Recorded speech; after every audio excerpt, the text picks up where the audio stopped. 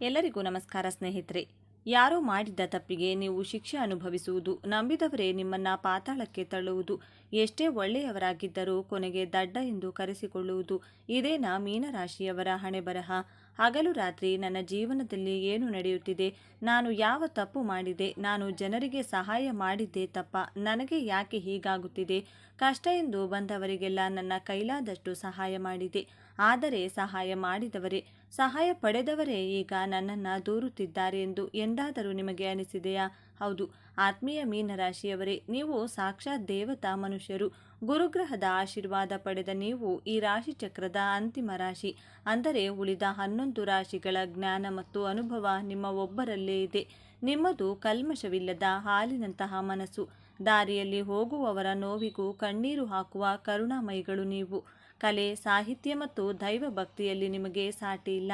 ನಿಮ್ಮ ಇಂಟ್ಯೂಷನ್ ಅಥವಾ ಅಂತಃಪ್ರೇರಣೆ ಅಷ್ಟೊಂದು ಶಕ್ತಿಶಾಲಿ ಅಂದರೆ ಮುಂದೆ ಆಗುವುದನ್ನು ನೀವು ಊಹಿಸಬಲ್ಲಿರಿ. ಆದರೆ ಆತ್ಮೀಯ ಮೀನರಾಶಿಯವರೇ, ಎದೆ ಮೇಲೆ ಕೈ ಇಟ್ಟು ಹೇಳಿ, ಜಗತ್ತಿನ ಕಷ್ಟಗಳಿಗೆಲ್ಲ ಮರುಗುವ ನೀವು ನಿಮ್ಮ ಕಷ್ಟಗಳಿಗೆ ಯಾಕೆ ಪರಿಹಾರ ಕಂಡುಕೊಳ್ಳಲಾಗ್ತಿಲ್ಲ? ಜ್ಞಾನದ ಕಾರಕ ಗುರುವಿನ ರಾಶಿಯಲ್ಲಿ ಹುಟ್ಟಿದ ನೀವು ಜೀವನದ ಪರೀಕ್ಷೆಯಲ್ಲಿ ಯಾಕೆ ಫೇಲ್ ಆಗುತ್ತಿದ್ದೀರಿ? ಎಷ್ಟೋ ಜನ ನಿಮ್ಮ ಕಣ್ಣ ಮುಂದೆ ಬೆಳೆದು ನಿಂತರೂ ನೀವು ಮಾತ್ರ ಇನ್ನೂ ಅಲ್ಲೇ ಇದ್ದೀರಿ. ಅಂದರೆ ಅದಕ್ಕೆ ಕಾರಣವೇನು? ನಿಮ್ಮ ಜೀವನದಲ್ಲಿ ನೆಮ್ಮದಿ ಇಲ್ಲದಿರುವುದಕ್ಕೆ, ಹಣ ನಿಲ್ಲದಿರುವುದಕ್ಕೆ, ಅಥವಾ ಪದೇ ಪದೇ ಮೋಸ ಹೋಗುವುದಕ್ಕೆ ಗ್ರಹಗಳ ದೋಷಕ್ಕಿಂತ ಹೆಚ್ಚಾಗಿ ನಿಮ್ಮದೇ ಆದ ಒಂದು ಗುಪ್ತ ದೌರ್ಬಲ್ಯ ಕಾರಣವಾಗಿದೆ. ಹೌದು, ಇದು ಕಹಿ ಸತ್ಯ. ನಿಮ್ಮ ಶತ್ರುಗಳು ಹೊರಗಿಲ್ಲ, ನಿಮ್ಮ ಅತಿಯಾದ ಒಳ್ಳೆತನದ ಮುಖವಾಡದ ಹಿಂದೆಯೇ ಅಡಗಿದ್ದಾರೆ. ಆ ಒಂದು ಗುಣ ನಿಮ್ಮನ್ನ ಎಷ್ಟರ ಮಟ್ಟಿಗೆ ಆವರಿಸಿದೆ ಅಂದರೆ ನೀವು ವಾಸ್ತವ ಪ್ರಪಂಚವನ್ನೇ ಮರೆತು ಭ್ರಮೆಯ ಲೋಕದಲ್ಲಿ ಬದುಕುತ್ತಿದ್ದೀರಿ. ದೇವತೆಗಳಂತೆ ಪೂಜಿಸಲ್ಪಡಬೇಕಾದ ನೀವು ಇಂದು ಕೆಲವರ ಕೈಯಲ್ಲಿ ಆಟದ ಬೊಂಬೆಯಾಗಿದ್ದೀರಿ. ಮೀನರಾಶಿಯವರ ಬದುಕನ್ನೇ ಹಾಳು ಮಾಡುತ್ತಿರುವ ಆ ರಹಸ್ಯವೇನು? ಮತ್ತೆ ನೀವು ಸಮುದ್ರದಂತೆ ಗಾಂಭೀರ್ಯದಿಂದ ಬದುಕಬೇಕಾದ್ರೆ ಏನು ಮಾಡಬೇಕು? ಈ ವಿಡಿಯೋದಲ್ಲಿ ಸಂಪೂರ್ಣವಾಗಿ ತಿಳಿಸಿಕೊಡಲಿದ್ದೇವೆ. ಇದನ್ನು ಪೂರ್ತಿಯಾಗಿ ನೋಡಿ, ಯಾಕಂದರೆ ಇದು ಕೇವಲ ವಿಡಿಯೋ ಅಲ್ಲ, ನಿಮ್ಮ ಬದುಕಿನ ಕನ್ನಡಿ. ಆ ದೊಡ್ಡ ದೌರ್ಬಲ್ಯದ ಬಗ್ಗೆ ತಿಳಿಯುವ ಮೊದಲು ನಿಮ್ಮ ಶಕ್ತಿ ಏನೆಂದು ತಿಳಿಯಿರಿ. ಅದಕ್ಕೂ ಮುಂಚೆ ನೀವಿನ್ನು ಚಾನಲ್ಗೆ ಸಬ್ಸ್ಕ್ರೈಬ್ ಆಗಿಲ್ಲ ಅಂದರೆ ಈಗಲೇ ಸಬ್ಸ್ಕ್ರೈಬ್ ಆಗಿ, ಹಾಗೆ ವಿಡಿಯೋಗೆ ಲೈಕ್ ಮಾಡಿ, ವಿಡಿಯೋ ಸ್ಕಿಪ್ ಮಾಡದೆ ಕೊನೆ ತನಕ ನೋಡಿ. ಎಲ್ಲರೂ ಭಕ್ತಿಯಿಂದ ಜೈ ಗುರುದೇವ ಅಂತ ಕಮೆಂಟ್ ಮಾಡಿ. ಮೀನರಾಶಿಯ ಚಿಹ್ನೆ 2 ಮೀನುಗಳು ಒಂದಕ್ಕೊಂದು ಅಂಟಿಕೊಳ್ಳದ ಹಾಗೆ ಚಲಿಸುತ್ತಿರುವಂತಹ ಚಿತ್ರವಾಗಿದೆ. ಮೀನರಾಶಿ ದ್ವಿಸ್ವಭಾವ ರಾಶಿಯಾಗಿರುವುದರಿಂದ ನಿರ್ಧಾರಗಳನ್ನು ತೆಗೆದುಕೊಳ್ಳಲು ಒದ್ದಾಡುತ್ತಾರೆ. ಮೀನರಾಶಿಯವರು ಆಧ್ಯಾತ್ಮಿಕ ಜೀವನದಲ್ಲಿ ಹೆಚ್ಚು ದೃಢವಾದ ನಂಬಿಕೆ ಉಳ್ಳವರು. ಮೀನರಾಶಿಯವರು ತನ್ನ ಜೀವನ ಸಂಗಾತಿಗೆ ಹೆಚ್ಚು ಪ್ರಾಮುಖ್ಯತೆ ಕೊಡುವವರು. ಕರುಣೆ, ದಯೆ, ಕ್ಷಮಾಗುಣ 12 ರಾಶಿಗಳಿಗೆ ಹೋಲಿಸಿದರೆ ಮೀನರಾಶಿಯವರಲ್ಲಿ ಹೆಚ್ಚಾಗಿ ಕಾಣಬಹುದು. ಜಲತತ್ವ ರಾಶಿಯಾಗಿರುವುದರಿಂದ ಹೊಂದಿಕೊಳ್ಳುವಂತಹ ಸ್ವಭಾವ, ನೀರಿನಷ್ಟೇ ಸರಳ, ಶುದ್ಧವಾಗಿರುತ್ತಾರೆ. ಇವರ ವಿಚಾರ, ಮಾತನಾಡುವಂತಹ ರೀತಿ, ಯೋಚಿಸುವಂತಹ ರೀತಿ, ಇವರ ಕಾರ್ಯವೈಖರಿ, ಇವರು ನೋಡುವ ನೋಟಗಳಲ್ಲಿ ವಿಶೇಷತೆ, ಸರಳತೆಯನ್ನು ಕಾಣಬಹುದು.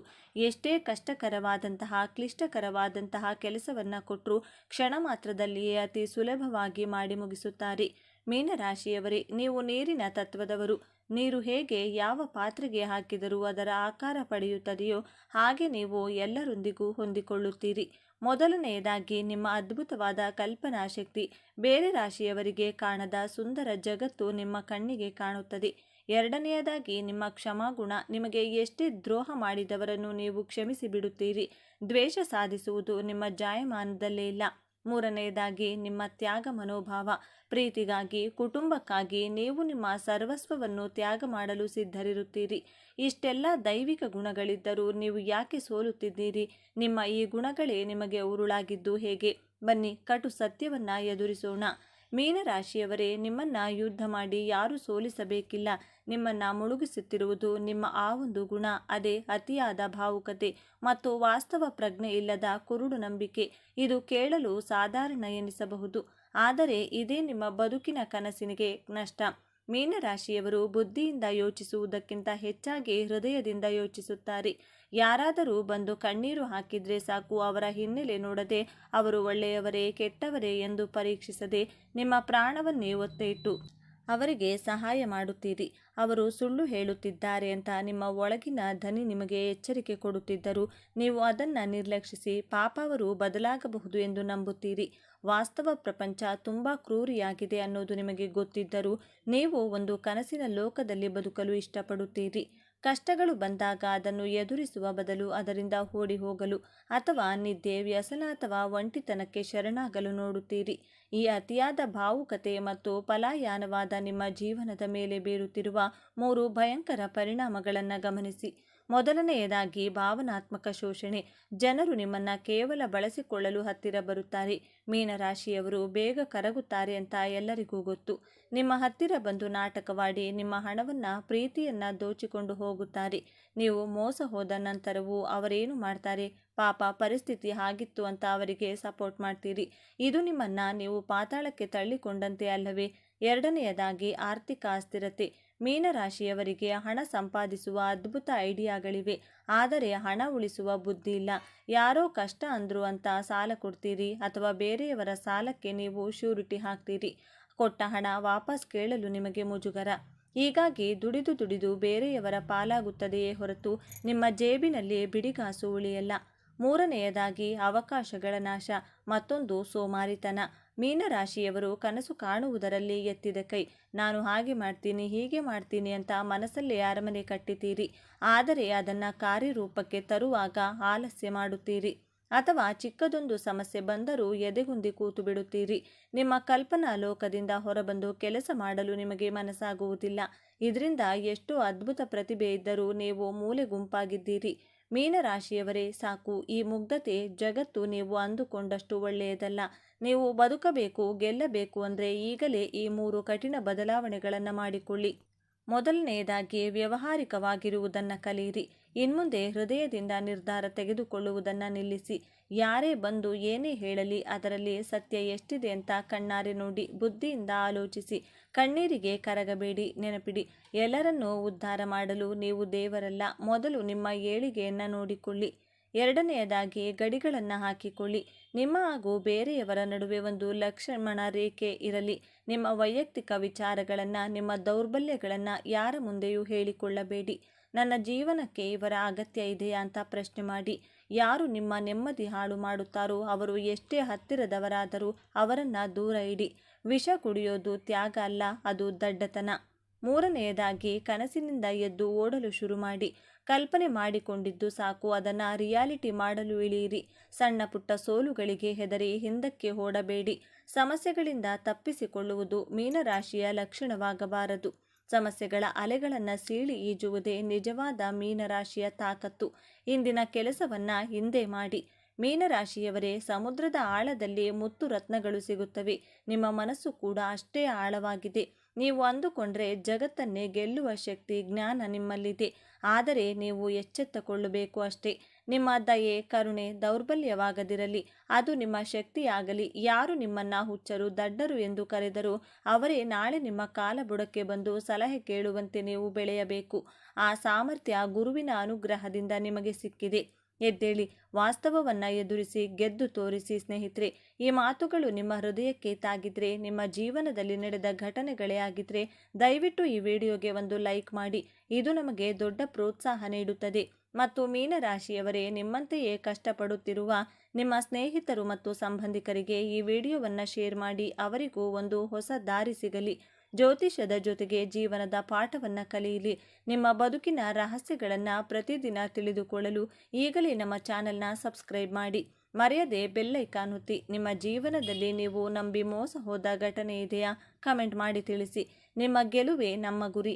ಸರ್ವೇ ಜನ ಸುಖಿನೋ ಭವಂತು. ಯಶಸ್ಸಿಗಾಗಿ ಸಾಗರದ ಆಳಕ್ಕೆ ತಲುಪಿ ತಮ್ಮದೇ ಆದ ದಾರಿಯನ್ನು ನಿರ್ಮಿಸಿಕೊಳ್ಳುವ, ಪ್ರಪಂಚದ ನೋವನ್ನೆಲ್ಲ ತನ್ನೊಳಗೆ ಇಟ್ಟುಕೊಂಡು ಮುಗುಳು ನಗುವ, ಮುಖವಾಡ ಧರಿಸುವ, ಶಿಸ್ತಿನ ಸಿಪಾಯಿಯಂತೆ ಕಾಣುವ, ಆದರೆ ಹೃದಯದಲ್ಲಿ ಪ್ರೀತಿಯ ಮಹಾಸಾಗರವನ್ನೇ ಬಚ್ಚಿಟ್ಟುಕೊಂಡಿರುವ ವ್ಯಕ್ತಿಗಳೇ ಮೀನರಾಶಿ. ಮೀನರಾಶಿಯ ಬಂಧುಗಳೇ, ನೀವು ಈಗ ನೋಡ್ತಾ ಇರುವ ಈ ವಿಡಿಯೋ ಆಕಸ್ಮಿಕವಾಗಿ ನಿಮ್ಮ ಮುಂದೆ ಬಂದಿಲ್ಲ.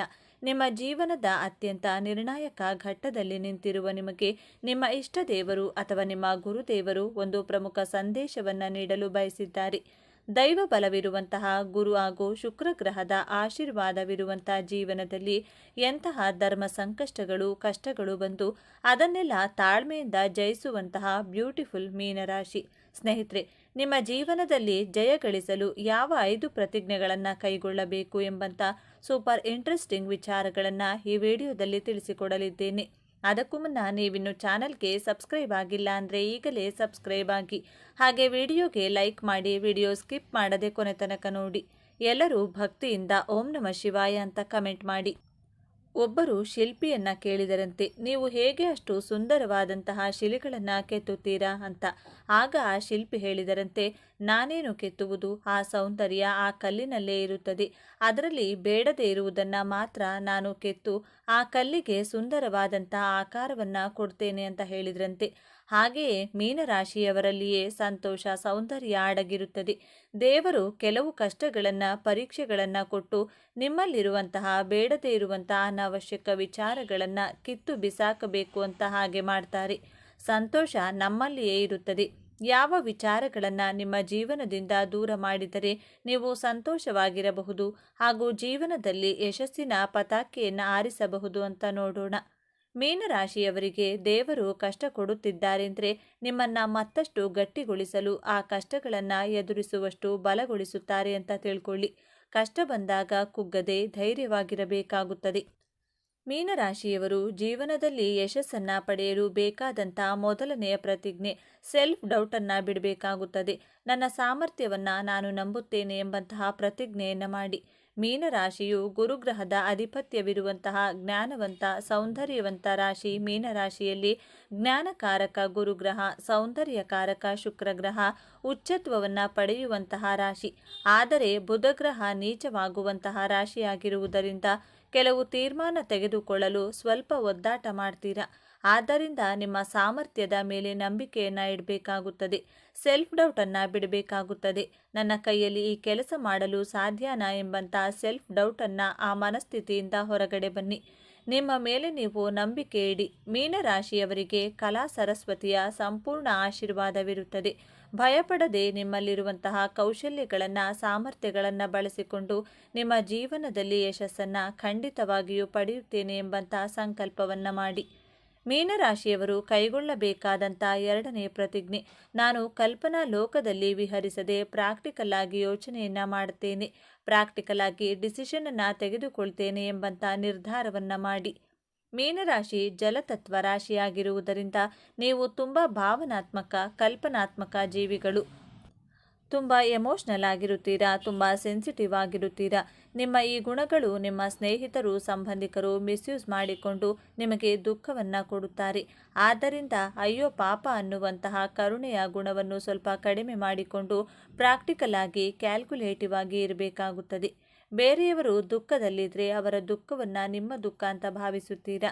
ಈ ನಿಮ್ಮ ಓವರ್ ಕೇರಿಂಗ್, ಓವರ್ ಎಮೋಷ್ನಲ್ ಗುಣದಿಂದಾಗಿ ನಿಮ್ಮ ವೃತ್ತಿ ಜೀವನದ ಮೇಲೆ ಪ್ರಭಾವ ಬೀರಬಹುದು. ನೀವು ನಿಮ್ಮ ಓವರ್ ಪ್ರೊಟೆಕ್ಟಿವ್ ಗುಣವನ್ನು ಕಡಿಮೆ ಮಾಡಿಕೊಳ್ಳಿ. ಯಾರಿಗೆ ಎಷ್ಟು ಕರುಣೆ, ಎಷ್ಟು ಪ್ರೀತಿ ತೋರಿಸಬೇಕು, ಎಷ್ಟು ಸಹಾಯವನ್ನು ಮಾಡಬೇಕು ಅಷ್ಟೇ ಮಾಡಿದರೆ ನೀವು ನಿಮ್ಮ ಜೀವನದಲ್ಲಿ ಉದ್ಧಾರ ಆಗ್ತೀರಾ. ಇಲ್ಲದಿದ್ದರೆ ನಿಮ್ಮ ಈ ವೀಕ್ನೆಸ್ಸನ್ನು ನಿಮ್ಮ ಕುಟುಂಬದವರು, ನಿಮ್ಮ ಸ್ನೇಹಿತರು ಬಂಡವಾಳ ಮಾಡಿಕೊಂಡು ಅವರ ಬೇಳೆಯನ್ನು ಅವರು ಚೆನ್ನಾಗಿ ಬೇಯಿಸಿಕೊಳ್ತಾರೆ. ತುಂಬ ಕೇರ್ಫುಲ್ ಆಗಿ ಇರಬೇಕಾಗುತ್ತದೆ. 3ನೇಯದಾಗಿ ಮೀನರಾಶಿಯವರು ಹಣ ಉಳಿತಾಯದ ಕಡೆ ಗಮನವನ್ನು ಕೊಡಿ. ಮೀನರಾಶಿಯವರು ಹಣವನ್ನು ತುಂಬ ಬಾರ್ಗೇನ್ ಮಾಡಿ ಎಷ್ಟು ಬೇಕೋ ಅಷ್ಟೇ ಖರ್ಚನ್ನು ಮಾಡುತ್ತೀರಾ. ಆದರೆ ಶಾಪಿಂಗ್, ಗೋಲ್ಡ್, ಲಕ್ಸುರಿಯಸ್ ಥಿಂಗ್ಸ್ ಅಂತ ಬಂದರೆ ಹಣವನ್ನು ಮನಸ್ಸೋ ಇಚ್ಛೆ ಖರ್ಚು ಮಾಡ್ತೀರಾ. ನಿಮ್ಮ ಸೌಂದರ್ಯಕ್ಕೋಸ್ಕರ ನಿಮ್ಮನ್ನು ನೀವು ಸುಂದರವಾಗಿ ಕಾಣುವಂತೆ ಮಾಡಿಕೊಳ್ಳಲು ಹಣವನ್ನು ಖರ್ಚು ಮಾಡ್ತೀರಾ. ಮೀನರಾಶಿ ಕಾಲಪುರುಷನ ಕುಂಡಲಿಯಲ್ಲಿ 12ನೇ ರಾಶಿಯಾಗಿದೆ. 12ನೇ ಭಾವ ಅಂದರೆ ಮೋಕ್ಷ ಭಾವ, ಖರ್ಚಿನ ಭಾವ ಅಂತ ಕರೆಯಬಹುದು. ಆದ್ದರಿಂದ ನಿಮ್ಮ ಖರ್ಚುಗಳಿಗೆ ಸ್ವಲ್ಪ ಕಡಿವಾಣವನ್ನು ಹಾಕಿ. ಮುಂದಿನ ಭವಿಷ್ಯಕ್ಕೋಸ್ಕರ ಹಣವನ್ನು ಉಳಿತಾಯವನ್ನು ಮಾಡಿ. ಹಣದ ಜೊತೆಗೆ ಒಳ್ಳೆ ಹೈಯರ್ ಪೊಸಿಷನ್ನಲ್ಲಿರುವಂತಹ ಸ್ನೇಹವನ್ನು ಬೆಳೆಸಿ. ಸ್ನೇಹಿತರನ್ನು ಮಾಡಿಕೊಳ್ಳಿ. ನಿಮ್ಮ ಜ್ಞಾನಕ್ಕೆ ಸರಿಸಾಟಿ ಇರುವವರ ಜೊತೆ ಮಾತ್ರ ಬೆರೆತು ನಿಮ್ಮ ಜ್ಞಾನವನ್ನು ವೃದ್ಧಿ ಮಾಡಿಕೊಳ್ಳುವಂತಹ ಪ್ರತಿಜ್ಞೆಯನ್ನು ಮಾಡಿ.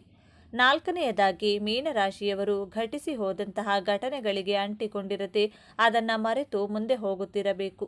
ನಿಮ್ಮ ಜೀವನದಲ್ಲಿ ನಡೆದು ಹೋದಂಥ ಕೆಲವು ಕಹಿ ಘಟನೆಗಳನ್ನು ಪದೇ ಪದೇ ನೆನಪು ಮಾಡಿಕೊಂಡು ದುಃಖವನ್ನು ಪಡಬೇಡಿ. ಮುಂದೆ ಹೋಗುವಂತಹ ನಿರ್ಧಾರವನ್ನು ಮಾಡಿ. ನೋವು ಕೊಡುವಂತಹ ಕಹಿ ನೆನಪು, ಕಹಿ ಘಟನೆಗಳನ್ನು ನೆನಪು ಮಾಡಿಕೊಂಡ್ರೆ ನಿಮ್ಮ ಜೀವನ ಸರಿಹೋಗುವ ಹಾಗಿದ್ದರೆ ಅದನ್ನು ನೆನಪು ಮಾಡಿಕೊಳ್ತೀರಿ. ಸಾಧ್ಯನಾ? ಇದು ಸಾಧ್ಯವಿಲ್ಲ. ಆದ್ದರಿಂದ ಸಿಹಿಯಾದಂತಹ ಸುಮಧುರವಾದಂತಹ ನೆನಪುಗಳನ್ನು ಮಾತ್ರ ನಿಮ್ಮ ಜೊತೆ ನಿಮ್ಮ ಮನಸ್ಸಿನಲ್ಲಿ ಇಟ್ಟುಕೊಂಡ್ರೆ ನೀವು ಜೀವನದಲ್ಲಿ ಸಂತೋಷವಾಗಿ ಯಶಸ್ಸಿನ ಕಡೆ ಹೆಜ್ಜೆಯನ್ನು ಇಡಬಹುದು. ಐದನೆಯದಾಗಿ ನಿಮ್ಮ ಜಾಬ್ ಅಥವಾ ಬಿಸ್ನೆಸ್, ಪರ್ಸನಲ್ ಲೈಫ್ ಆಗಲಿ ಪ್ರೊಫೆಷ್ನಲ್ ಲೈಫ್ ಆಗಲಿ ಒಂದು ಸಾರಿ ಪ್ರಯತ್ನವನ್ನು ಪಡುತ್ತೀರಾ. ಎರಡನೇ ಸಾರಿ ಪ್ರಯತ್ನವನ್ನು ಪಟ್ಟು ಆ ಕೆಲಸ ಸಕ್ಸಸ್ ಆಗದಿದ್ದರೆ ಆ ಪ್ರಯತ್ನವನ್ನು ಮುಂದುವರಿಸಬೇಡಿ. ಮರಳಿ ಯತ್ನವ ಮಾಡು, ಸತತ ಪ್ರಯತ್ನವ ಮಾಡು ಅಂತ ಹೇಳ್ತಾರೆ. ಬಟ್ ಮೀನರಾಶಿಗೆ ಈ ಮಾತು ಸೂಟ್ ಆಗುವುದಿಲ್ಲ. ಯಾಕಂದರೆ ಗುರುವಿನ ಆಶೀರ್ವಾದವಿರುವಂತಹ ರಾಶಿ. ದೇವರಿಗೆ ಗೊತ್ತು ನಿಮಗೆ ಯಾವ ಸಂದರ್ಭದಲ್ಲಿ ಏನು ಕೊಡಬೇಕು, ಎಷ್ಟು ಕೊಡಬೇಕು ಎಂದು. ಆದ್ದರಿಂದ ನಿಮ್ಮ ಮನಸ್ಸಿನ ಮಾತನ್ನು ಕೇಳಿ. ಬೇರೆಯವರ ಮಾತುಗಳಿಗೆ ನಿಮ್ಮ ಮನಸ್ಸಿಗೆ ಇಷ್ಟವಿಲ್ಲದ ನಿರ್ಧಾರಗಳನ್ನು ತೆಗೆದುಕೊಳ್ಳಬೇಡಿ. ದೇವರ ಮೇಲೆ ನಂಬಿಕೆಯನ್ನು ಇಟ್ಟು ಮುಂದುವರಿಯಿರಿ. ನಿಮ್ಮ ಜೀವನದಲ್ಲಿ ಸೋಲೆ ಬರದ ಹಾಗೆ ದೇವರು ಖಂಡಿತವಾಗಿಯೂ ಕೈ ಹಿಡಿಯುತ್ತಾರೆ. ನಿಮಗೆ ತೊಂದರೆ ಕೊಟ್ಟವರಿಗೂ ಸಹ ನೀವು ಕೆಟ್ಟದ್ದನ್ನು ಬಯಸುವುದಿಲ್ಲ. ಆದರೆ ನಿಮಗೆ ತೊಂದರೆ ಕೊಟ್ಟಂತಹ ನಿಮ್ಮ ಮನಸ್ಸನ್ನು ನೋಯಿಸಿದವರಿಗೆ ಆ ದೇವರು, ಈ ಪ್ರಕೃತಿ ನಿಮ್ಮ ಪರವಾಗಿ ಅವರಿಗೆ ಶಿಕ್ಷೆಯನ್ನು ಖಂಡಿತವಾಗಿಯೂ ಕೊಡುತ್ತದೆ. ಮೀನರಾಶಿಯವರು ಧೈರ್ಯವಾಗಿರಿ.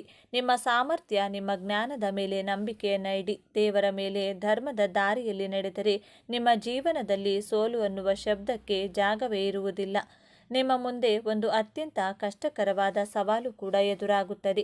ಈ ಸವಾಲನ್ನು ನೀವು ಗೆಲ್ಲಲೇಬೇಕು. ಆ ಸವಾಲು ಹೊರಗಿನಿಂದ ಬರುವುದಿಲ್ಲ, ಅದು ನಿಮ್ಮ ಶತ್ರುಗಳಿಂದ ಬರುವುದಿಲ್ಲ, ಅದು ನಿಮ್ಮ ಒಳಗಿನಿಂದಲೇ ಬರುತ್ತದೆ. ಆ ಸವಾಲೇ ನಿಮ್ಮ ಅತಿಯಾದ ಭಾವನಾತ್ಮಕ ಯೋಚನೆ ಮತ್ತು ಹಳೆಯದನ್ನೇ ನೆನೆಯುವುದು. ಹೌದು ಮೀನರಾಶಿಯವರೇ, ನಿಮ್ಮ ರಾಶ್ಯಾಧಿಪತಿ ಗುರು. ನೀವು ಜ್ಞಾನಿಗಳು, ದೈವಭಕ್ತರು. ಆದರೆ ನೀವು ಅತಿ ಹೆಚ್ಚು ಭಾವನಾತ್ಮಕ ಜೀವಿಗಳು. ನಿಮಗೆ ಯಾರು ಮೋಸ ಮಾಡಿದರೋ, ಯಾರು ನೋವು ಕೊಟ್ಟರೋ ಅದನ್ನೇ ಮತ್ತೆ ಮತ್ತೆ ನೆನೆದು ನಿಮ್ಮ ವರ್ತಮಾನವನ್ನು ಹಾಳು ಮಾಡಿಕೊಳ್ಳುತ್ತೀರಿ. ಈಗ ನಿರೀಕ್ಷಿತ ಯಶಸ್ಸು, ಹಣ, ಅಧಿಕಾರ ನಿಮ್ಮ ಕೈಗೆ ಬಂದಾಗ ನೀವು ಮತ್ತೆ ಹಳೆಯ ನೋವುಗಳನ್ನೆಲ್ಲ ನೆನೆಸುತ್ತಾ ಇದೆಲ್ಲ ನಿಜವೇ, ಇದು ನನ್ನ ಕೈತಪ್ಪಿ ಹೋಗುವುದೇ ಎಂದು ಅತಿಯಾಗಿ ಯೋಚಿಸಿ ಭಯಪಟ್ಟು ಬಂದ ಅವಕಾಶವನ್ನು ಪೂರ್ಣವಾಗಿ ಬಳಸಿಕೊಳ್ಳದೇ ಇರುವ ಅಪಾಯವಿದೆ.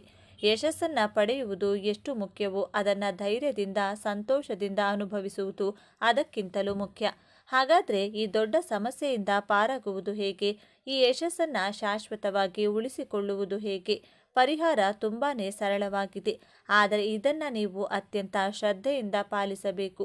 ನಿಮಗೆ ನೋವು ಕೊಟ್ಟವರನ್ನು ಮನಸ್ಸಿನಿಂದಲೇ ಕ್ಷಮಿಸಿಬಿಡಿ. ಅವರಿಗಾಗಿ ಅಲ್ಲ, ನಿಮ್ಮ ಮಾನಸಿಕ ಶಾಂತಿಗಾಗಿ. ಹಳೆಯ ಗಾಯವನ್ನು ಕೆರೆದು ನೋವು ಮಾಡಿಕೊಳ್ಳುವುದನ್ನು ಸಂಪೂರ್ಣವಾಗಿ ನಿಲ್ಲಿಸಿ. ನಿಮ್ಮ ರಾಶ್ಯಾಧಿಪತಿಯಾದ ಗುರುವಿನ ಕೃಪೆಗಾಗಿ ಪ್ರತಿ ಗುರುವಾರ ಹತ್ತಿರದ ದೇವಸ್ಥಾನಕ್ಕೆ, ವಿಶೇಷವಾಗಿ ದತ್ತಾತ್ರೇಯ, ಸಾಯಿಬಾಬಾ ಅಥವಾ ರಾಘವೇಂದ್ರ ಸ್ವಾಮಿಗಳ ಮಠಕ್ಕೆ ಹೋಗಿ. ಅಥವಾ ಹಸಿದವರಿಗೆ ಕಡಲೆಬೇಳೆ ಅಥವಾ ಬಾಳೆಹಣ್ಣನ್ನು ದಾನ ಮಾಡಿ. ಇದು ನಿಮ್ಮ ಮನಸ್ಸನ್ನು ಸ್ಥಿರವಾಗಿಸಿ ಭಾವನಾತ್ಮಕ ಒತ್ತಡದಿಂದ ಹೊರಬರುವ ಶಕ್ತಿ ನೀಡುತ್ತದೆ. ನಿಮಗೆ ಯಶಸ್ಸು ಸಿಕ್ಕಾಗ, ಹಣ ಬಂದಾಗ ಅದನ್ನು ತಲೆಗೆ ಏರಿಸಿಕೊಳ್ಳಬೇಡಿ. ತಕ್ಷಣ ನಿಮ್ಮ ಇಷ್ಟ ದೇವರನ್ನು ಅಥವಾ ಗುರುವನ್ನು ಮನಸ್ಸಿನಲ್ಲಿ ಸ್ಮರಿಸಿ, ಇದೆಲ್ಲ ನಿನ್ನ ಕೃಪೆ, ನನ್ನದಲ್ಲ ಎಂದು ಕೃತಜ್ಞತೆ ಸಲ್ಲಿಸಿ. ಯಶಸ್ಸು ಬಂದಾಗ ತಲೆಬಾಗಿರಿ. ಈ ಒಂದು ವಿನಯವಂತಿಕೆ ನಿಮ್ಮ ಎಲ್ಲ ಭಾಗ್ಯವನ್ನು ನಿಮ್ಮ ಬಳಿಯೇ ಉಳಿಸುತ್ತದೆ. ಮೀನರಾಶಿಯವರೇ, ನಿಮ್ಮ ಜೀವನವನ್ನು ಸಂಪೂರ್ಣವಾಗಿ ಬದಲಾಯಿಸುವ ಶಕ್ತಿ ನಿಮ್ಮ ವಿಜಯದ ಆರಂಭವಾಗಲಿದೆ. ನೀವು ಅನುಭವಿಸಿದ ಪ್ರತಿಯೊಂದು ನೋವಿಗೂ ಈಗ ಪ್ರತಿಫಲ ಸಿಗಲಿದೆ. ನಿಮ್ಮ ಕಣ್ಣೀರು ಈಗ ಆನಂದ ಬಾಷ್ಪವಾಗಿ ಬದಲಾಗುವ ಸಮಯ ಬಂದಿದೆ. ನೆನಪಿಡಿ, ಈ ವಿಡಿಯೋ ನಿಮಗೆ ತಲುಪಿದ್ದು ಆಕಸ್ಮಿಕವಲ್ಲ. ಇದು ನಿಮ್ಮ ಇಷ್ಟ ದೇವರು ನಿಮಗೆ ನೀಡುತ್ತಿರುವ ಸ್ಪಷ್ಟ ಸಂದೇಶ. ಈ ಅದ್ಭುತ ಸಮಯವನ್ನು ಸದುಪಯೋಗಪಡಿಸಿಕೊಳ್ಳಿ. ನಿಮ್ಮ ಜೀವನದ ಹೊಸ ಅಧ್ಯಾಯಕ್ಕೆ ತಯಾರಾಗಿ. ನಿಮ್ಮ ನಂಬಿಕೆಯ ಸಂಕೇತವಾಗಿ ನಿಮ್ಮ ಜೀವನ ಬದಲಾಗಬೇಕು ಎನ್ನುವ ಸಂಕಲ್ಪದೊಂದಿಗೆ ತಪ್ಪದೆ ನಿಮ್ಮ ಕುಲದೇವರ ಅಥವಾ ನಿಮ್ಮ ಇಷ್ಟ ದೇವರ ಹೆಸರನ್ನು ಕಮೆಂಟ್ ಮಾಡಿ. ಆ ಭಗವಂತನು ನಿಮ್ಮನ್ನು ಸದಾ ಕಾಪಾಡಲಿ. ಸರ್ವೇ ಜನ ಸುಖಿನೋ ಭವಂತು. ಇದೇ ತರಹದ ಜ್ಯೋತಿಷ್ಯಕ್ಕೆ ಸಂಬಂಧಪಟ್ಟಂಥ ವಿಡಿಯೋ ನೋಡಲು ನಮ್ಮ ಚಾನಲ್ಗೆ ಸಬ್ಸ್ಕ್ರೈಬ್ ಆಗಿ. ಈ ವಿಡಿಯೋಗೆ ಲೈಕ್ ಮಾಡಿ, ಶೇರ್ ಮಾಡಿ. ಧನ್ಯವಾದಗಳು.